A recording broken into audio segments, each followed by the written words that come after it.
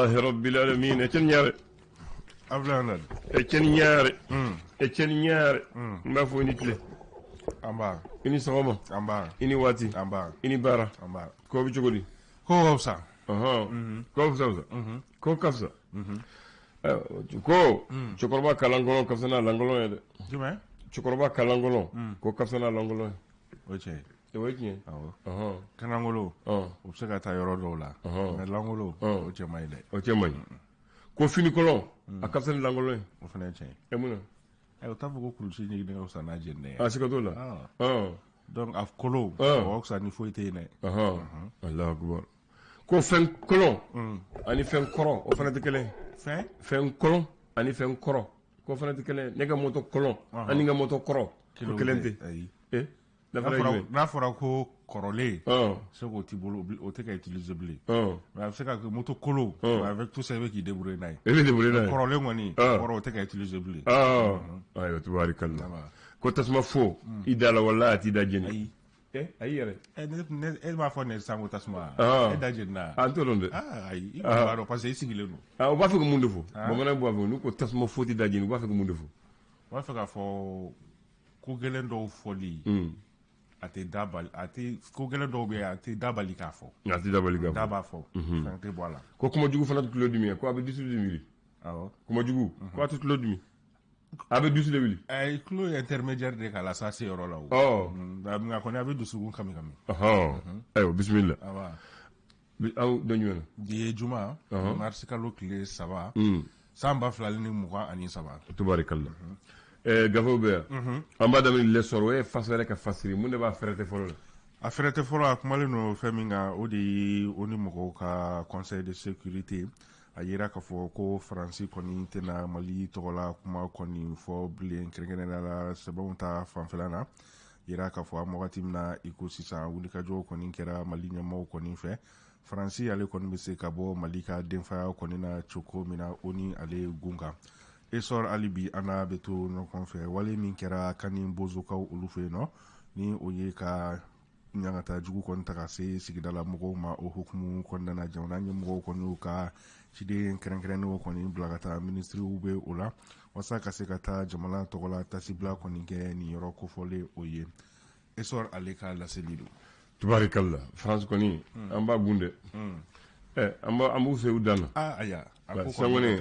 kulu sera chama hali an togo tu kuma fo ay utan to la kuma donc kulu sera chama sisa uba donc sambi sebel l'indépendant ya musebe indépendant ale kumalen no fɛn min kan ko gouvernement kɔni kɛlen bɛ ka mouvement min ye tali kɛ minnu kɔni k'u ye marafafɛn ta mali kama ni bɛnkan sɛbɛn kɔni kɛra ko a yira k'a fɔ ko bɛnkan sɛbɛn min ni o ye accord kɔni ye ko a kɔni bɛ ka violer mouvement kofɔlen fɛ o de hukumu kɔnɔna na jamana ɲɛmɔgɔw kɔni ye laseli kɛ ko olu bɛna u jɔ u jɔyɔrɔ kɔni na walasa banbanci wale a bɛ se ka kɛlɛ cogo min na i n'a fɔ a laɲini no jamanadenw olu fɛ cogo min na indépendant ali bi a n'a bɛ to ɲɔgɔn fɛ a yira k'a fɔ Ablaye Diop ale kɔni a yira k'a fɔ ko an bɛ wagati min na i ko sisan ko pression kɔni bɛ dama kɔni bɛ ka tɛmɛ mali ale gouvernement kɔni kan baara olu taabolo kan indépendant ali bi an n'a bɛ to ɲɔgɔn fɛ an bɛ taa kitakaw olu fɛ yen nɔ a yira k'a fɔ ko bamanciwale maa dɔw kɔni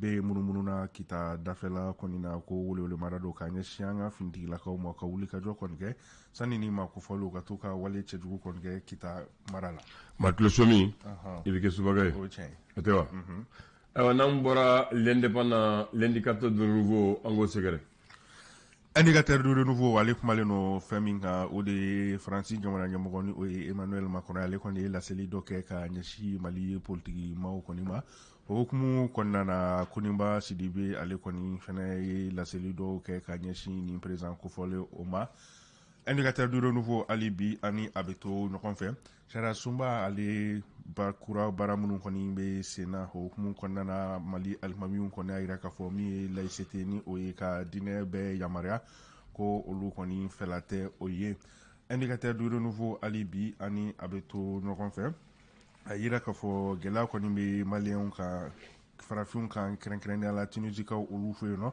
o hukumu kɔnɔna na maliyɛn minnu kɔni bɛ tinisikaw olu fɛ yen nɔ k'olu ka avion fɔlɔ kɔni makɔnɔnen no bamako yan nɔ bi indicateur de nouveau ale ka laseli don awa ni yo dabri bi Mali ou b'a fɔ Mali d'aujourd'hui nazarakan na ale ko di bi Mali ale kumalen no fɛn min kan ale y'a yira k'a fɔ kiriko min kɔni k'u bɛ min ye tali kɛ Orange Mali ale ni Move Africa Malitel ni consommateurs de ni ɲɔgɔn cɛ a yira k'a fɔ ko marsikalo kɔni natɔ ko kiri tigilamɔgɔw kɔni ka ɲi ka hakilina kɔni di a kan ko o kɔni bɛ se ka kɛ sababu ye ni ka gɛlɛya kɔni ta ka se baarakɛla 210,000 emplois ko kɔni bɛ se ka gɛlɛya kɔni ta ka ɲɛsin olu ma. Aujourd'hui Mali alibi ana bɛ to ɲɔgɔn fɛ il y'a yira k'a fɔ ko Abdel Karim Konate ko ni kabini ale kɔni taara ofisi kɔni ɲɛmaya la ko jigiya kuraw kɔni ko olu kɔni bɛ ka banke sɛnɛko ta fanfɛla la.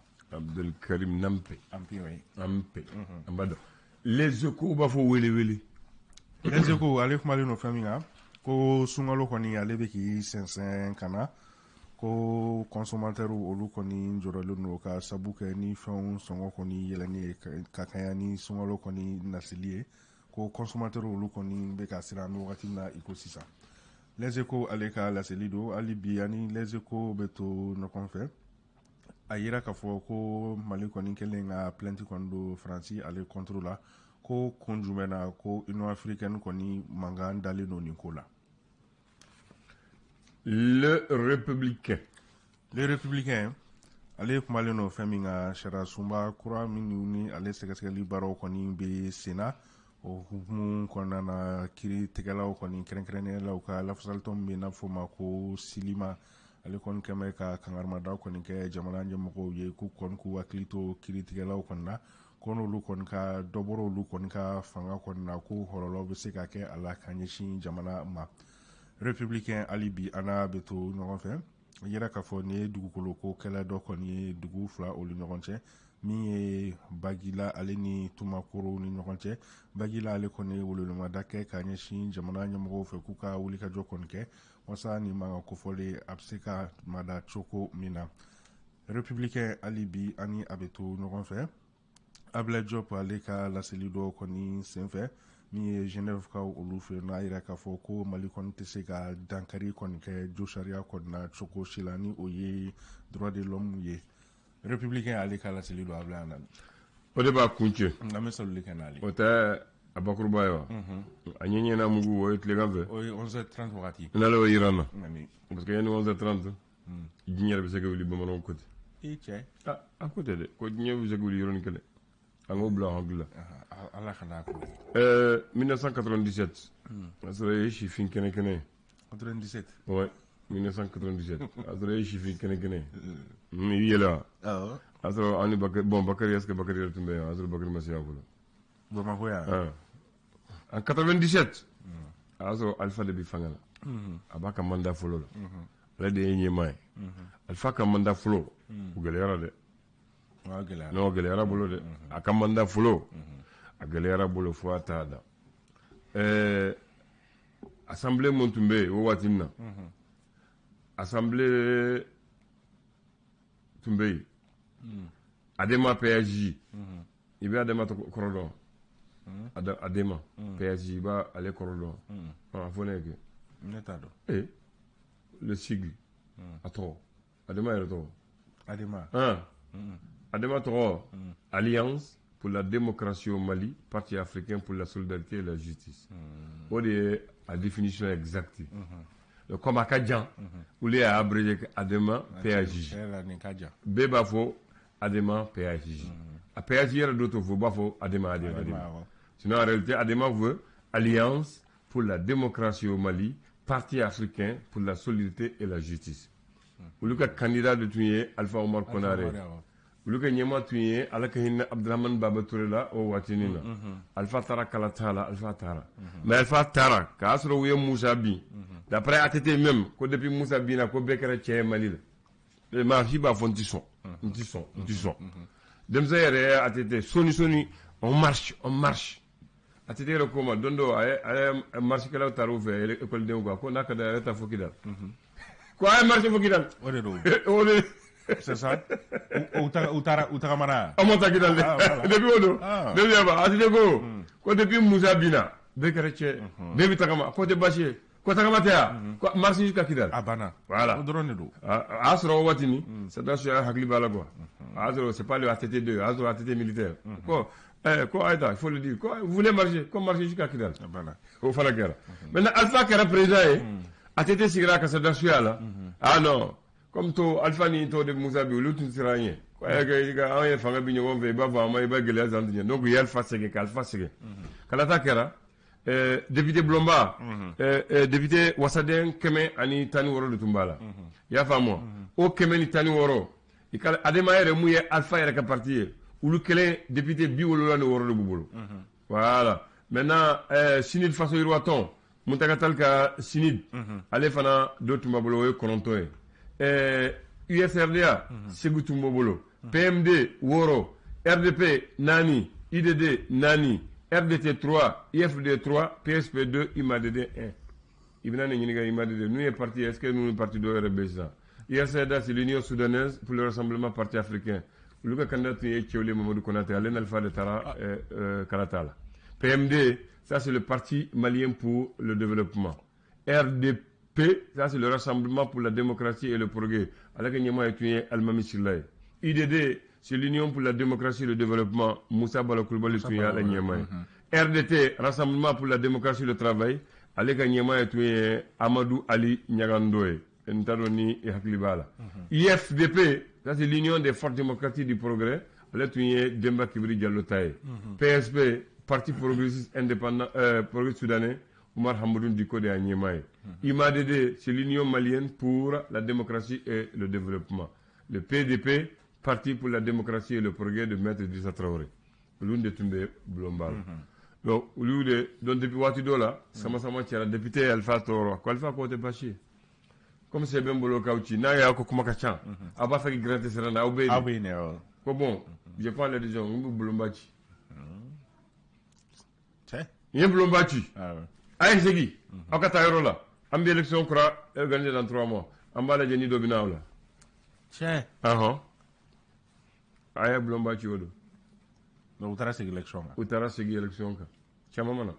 Chama segi. Adaboro de kamo. Ari. Adaboro de kamo. Ara ma funya koka la gen ndo we segi. Do. Donc ayachi. Kachi asro ali num jalle de tuye nyemaye. Mais ali num jalle segira kana de. Mais Thomas segi de. Ale munu ga segi Alpha Gubaro munu ga segi. Aba yi. Aba do jogi. Kala de. Kala ta jume. Malite. Donc Blomba Chirola. Kalata wara kera do wara nana do sigira muntumbe do mana kuranana basigi kera donc basigi kera watina alfa manda flana ke aya yero so donc fala kera jamala fo ango fo namo fo mo segodo nimbe kera ni malikele na nimbe kera mo auto do mais nimbe kera nyena bakari ama fo ne de akara nyena so bi mo ga parce que baksi ta fengu fo akara nyena asre be ma voilà ibega ya fo mutaka koni ya bi kuma jeba yubulomba de la ta sigi itina amana fala ibega o fay afange aso ibega ya premier ministre aso seba bulo che donc koro bi mubla o tayda o ibega fala ne ko zarawana ya alaka hina zarawana na aya wele kay zarawana ko he ima ya politicien ni mo me ko do kasa ne do kasro mi somi bon mi kuma kelen de foye bi naw bana kala na o fantan dem am bu fangala an de am bu ci kata ko fe u ta kala nge nunana an ya fa maratu ko ba mara ouais ay tiem fo mere me akuma na wale dag de quoi na ku chema le do ali de seradio o dun gara de lui en tant que responsable de Gweda o ko yere de seradio donc ale tu mutiye fo ya ko am an dem blagata na an ya mara an dem ba mara aya voilà. Mais pourtant, il faut grève no gaide. Grève no gaide. Kato lere. Politicien. Oui mon cœur. Sarawane. Oui mene ka ci France ko kata kalange France. Pour que mako basiki bena. Oui ci ga oui mage ko kata kalange France. Yana ga na azro fanga sigir. Yentem tunde. Aywa. Donc alpha ko bon c'est ça. Aya famu. Ni mo bena kulukelena fanga bula donc il a fait la politique de diviser pour régner donc fait que flafla kuluka ke flafla adamna alfa ka fanga ali si sa masiraka ay mani ko gelara dorobi kulu frafra ga bonona voilà donc nous ma ko do foyebi afam yara kambe wati wore merci